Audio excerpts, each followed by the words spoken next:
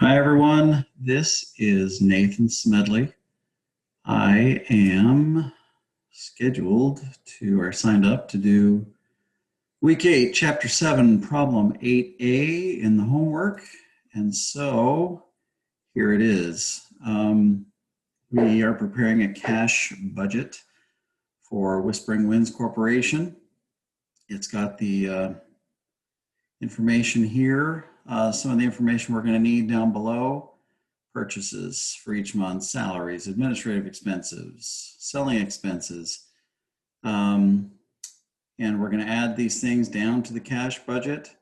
One thing I want to draw your attention to that I messed up the first time through is this little note here. It talks about all expenses are paid in the month incurred except for administrative expenses, which are these little babies right here, which include $1,400 of depreciation per month. So we, at that point, when we add those, we'll need to deduct $1,400 from each of those totals. And then here's some of the other entries. So we'll just start at the top. You're going to, your homework is going to be blank. So you'll see this very intimidating assignment here. At least it was for me, probably not for you. This first choice you'll need to choose for the 2 months ending February 28, 2017, since we're covering the 2 months. This top category will be, as you see here, beginning cash balance. Now, what I did when I did this, as is in our required study, is I filled this part out. I did the add and cash receipts portion. I went down here and did less cash disbursements, just to kind of organize the efforts initially. And then you're entering most of these side by side until you get to a certain point, and I'll tell you when we get there. So anyway, after you've entered beginning cash balance in this top one, you filled out add and then cash receipts in this one. Jump down here to the less and then cash disbursements. So you'll jump back up here to collections from customers, and that is right here. Collections from customers for January is $333,000. Put that right there. For February, for February, $378,300. You can put that right next to it. The next one, and I was kind of going down this right here, and I also noticed that there were some other things up here. And from having gone through the required study, you can bounce around and follow this down and do these and then jump back up here like I did my first time through. So if you want to do that, you can do. So basically something, sorry, let me back up. So when you're doing the cash receipts, this is everything coming in. Sorry, this is just something simple for me to remember by. You probably get all this, like I said. Hence why you're probably getting an A and I'm not getting an A. Anyway, and then for the disbursements, stuff that's going out, right? So as I look at these things, I'm trying to say, is it coming in or is it going out? So collections from customers coming in, right? So we put those right there. Notes receivable is, where did that one go? Oh, it's right here. And we're going to get to that one. So let's just go in order to make it easy. I'm sorry, you're super confused and frustrated. Go ahead and fast forward if you'd like. Payments for purchases. So since it's going out, it's a purchase, it's being dispersed. Jump down here to the disbursements area. Purchases is the one you'll select. And you've got 107.1 for January and 141.8 for February. Number 3, other receipts, January. Collection of December 31st, 2016, notes receivable of 17.2. So I put that next under the cash receipts, notes receivable, 17.2. And since it only listed it for something that happened in January with regards to that, you put 0 in February. Similar thing on this one. On that same note line, February, proceeds for sale of securities, $6,400. So there was no sale of securities in January, so a 0, and $6,400 on the February side. And that is all for the cash receipts. So the next thing you will do is total those receipts. So you'll select total receipts here, and you are just totaling up these three. You're not totaling everything yet. You're just totaling the receipts, and that is reflective here. And this is where you'll need to do some math, or I'll show you this later. I just created a spreadsheet and then did some formulas like right here. I would sum those things up just to make sure my math is correct. So, sorry, is that in the way? Anyway, if you're a spreadsheet person and you want to make sure the math is right, you don't want to get the calculator out, you can put something like this together, or maybe I can email it to you if you want. That's up to you. But back to this. So total up the cash receipts right here. So that's the total of these three.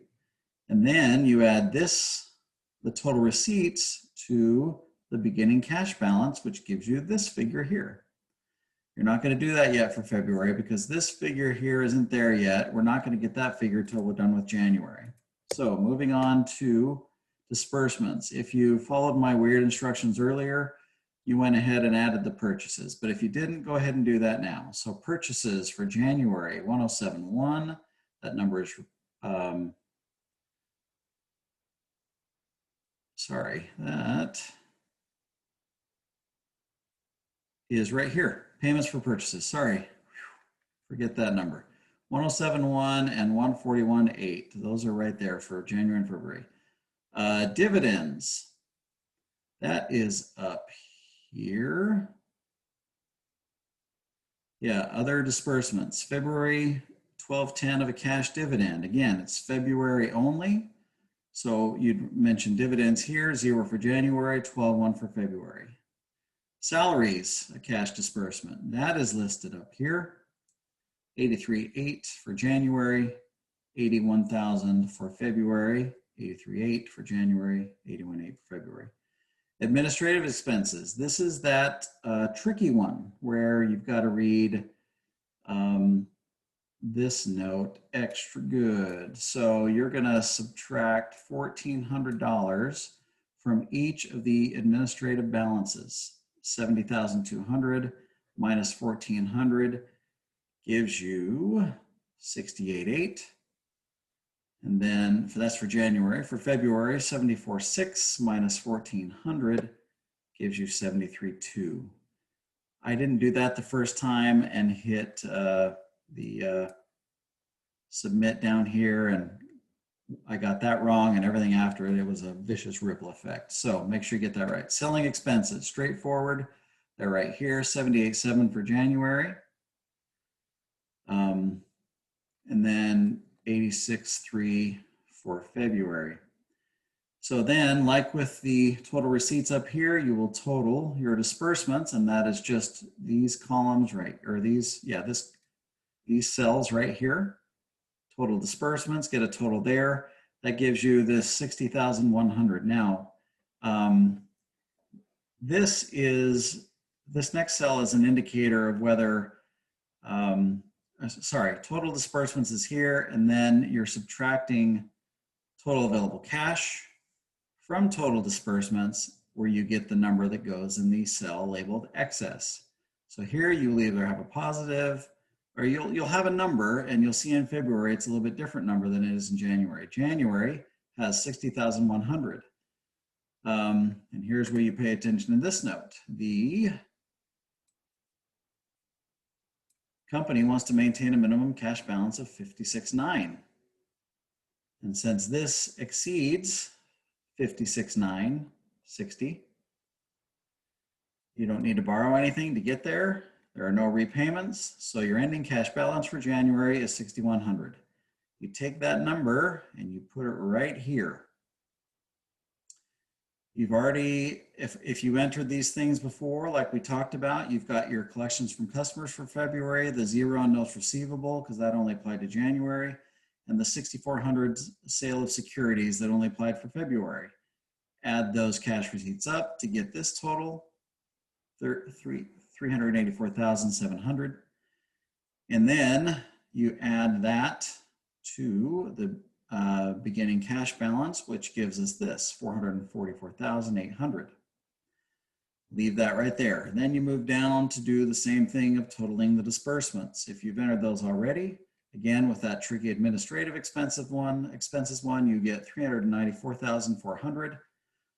You subtract that from the 444,800, and you come up with 50,400. That amount is less than the minimum cash balance that the company wanted to have. So again, this is where that other spreadsheet came in handy that I made, or you can just do the math. So you subtract 56,960 from 50,400 to get the difference that you will need to borrow in order to get to the ending cash balance. And you enter that amount right here, 6560. There are no repayments. You have an ending cash balance of 56,960. Again, I put these formulas in there, and here I condition the cell so that if this amount was less than the minimum cash balance, it would pop out in red. You see, I've also conditioned this cell here. Since it's over 56,960, it did not pop red. So that's how it was kind of another reminder we needed to borrow something to get to the minimum cash balance. So anyway, there is the assignment. Hope you enjoy. Have a great day.